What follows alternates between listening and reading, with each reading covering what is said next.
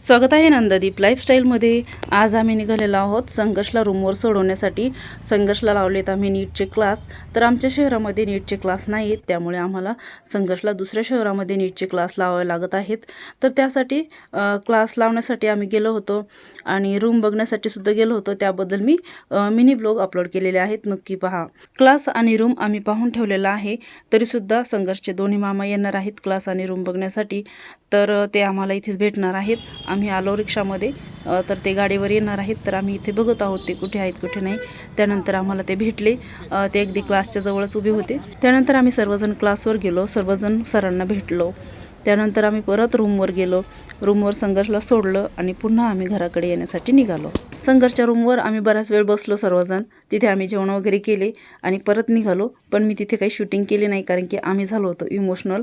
कारण की संघर्षला आम्ही कधीच सोडून राहिलेलो नाहीत, पहिल्यांदा त्याला एकट्याला आम्ही सोडलेला आहे। एकट्याला म्हणजे एकटा नाही, तिथे तो बरेच मुलं आहेत क्लासचे आणि खूप चांगलं वातावरण आहे तिथं। जेवणाची वगैरे चांगली सोय आहे, सर्व काही व्यवस्थित आहे तिथं। तरीसुद्धा मुलांना सोडून राहायचं म्हटलं तर आईला थोडंसं कठीणच जातं, पण काय करणार, मुलाच्या करिअरचा प्रश्न असतो। मुलं मोठी झाल्यावर बाहेर शिक्षणासाठी जातातच आणि जावंच लागतं। माझे दोन्हीही भाऊ आम्हाला म्हणत होते जाऊ नका, आजच्या दिवस थांबा, कारण की पाऊससुद्धा चालू होता। पण आम्ही काही थांबलो नाही, कारण की आदर्श एकटाच होता घरी आणि तसंही अजून आदर्शचं ॲडमिशन बाकी आहे, त्याचीसुद्धा ॲडमिशनची तयारी करायची आहे आणि त्याच्या कॉलेजच्या ॲडमिशनसाठी बराच वेळ बाकी आहे अजून। त्यामुळे आम्ही एवढ्या वेळामध्ये संघर्षचं ॲडमिशन करून घेतलं। आता आदर्शच्या कॉलेजची तयारी करायची आहे। आता आदर्शला जायचं आहे औरंगाबादला कॅप राऊंडचे फॉर्म भरण्यासाठी, तर तो उद्याच जाणार आहे। त्यामुळे आम्हाला आजच्या आज वापस यावं लागलं। खाली होती गाडी, सगळी गाडी खाली होणार।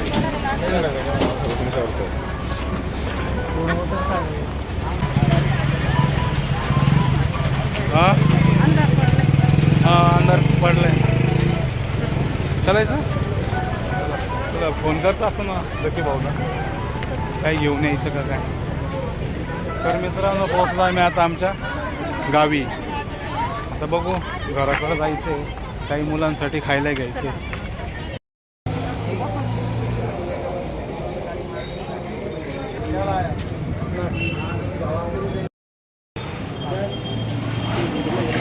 नाही ना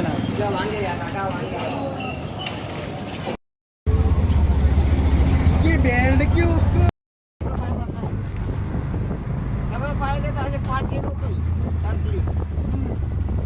बऱ्याचशा लोकांना आहे, काही नाही।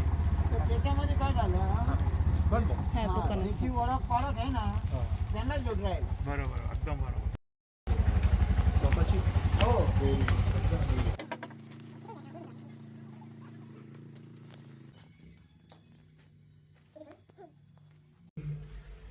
फायनली आम्ही आलो घरी आणि आज घर वातावरण खूप शांत शांत दिसतंय, कारण की संघर्ष आज घरात नाही।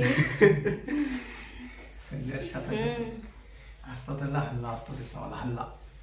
एक दोन दिवस तिला थोडंसं नर्वस वाटेल, पण परत कसं चालू आहे रुटीन, मग काय नाही। त्याच्या कामामध्ये एकदा तो क्लास वगैरे रुटीन रोजची चालू झाली ना जाणं एकदा, मग काही लक्षात नाही राहिलं। बरं चला, आधी फ्रेश होऊन नंतर गप्पा मारू।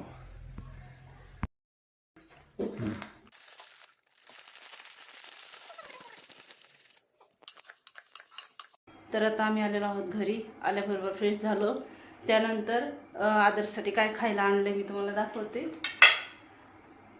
भत्ता, गोडीशेव, हे आदर्शचं फेवरेट आहे।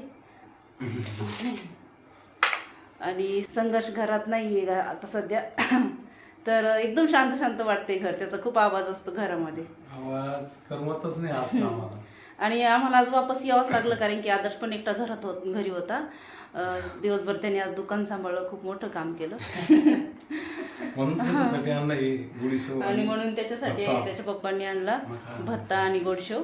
ही आमच्या आईची फेवरेट डिश आहे, ही सर्वांनाच आवडते घरामध्ये। तर चला आता आम्ही भत्ता गोडशेव खाऊ थोडं थोडं, आणि मग मला स्वयंपाक करायचा आहे आणि संघर्षला फोन पण करायचा आहे। तसं मी येतानाच त्याला फोन केला होता, तर आज त्यांना मेस नव्हती जेवायला, बाहेर जेवायला जायचं होतं, तर त्यामुळे मग मी म्हटलं नंतर फोन करते। तर आता आम्ही भत्ता वगैरे खाऊ आणि संघर्षला फोन करू। तर आजच्या ब्लॉगमध्ये इतकंच। ब्लॉग आवडला असेल तर लाईक करा, चॅनलला सबस्क्राईब करा आणि बेल आयकॉन दाबायला विसरू नका। पुन्हा भेटूया अशाच एका नवीन ब्लॉगसोबत नंदादीप लाईफस्टाईलमध्ये। तोपर्यंत बाय बाय।